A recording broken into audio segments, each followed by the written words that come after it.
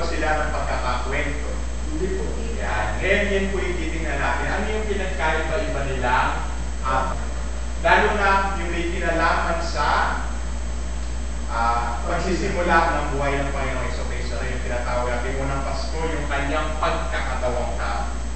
Ang misteryo po yung pinagdiriwang natin sa Pasko.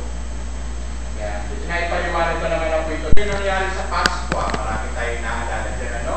Ngayon, sa ating mga Kristiyano, pag sinabing Pasko, ito na po yung naging misteryo Pascual ng Panginoon. Ibig sabihin yung kanyang kamatayan at muling pagkabuhay sa krus. Yan yung pangkaraniwan natin naaalala. Kaya dito natin yung Pasko ang tawag. Ano ba yung literal na kahulugan ng Pasko? Ano nga? May nakakaalala ba? Yung ang pagtawid na nangyari. Diba? Yung sa mga hamba ng mga sila mula sa kawalang hanggan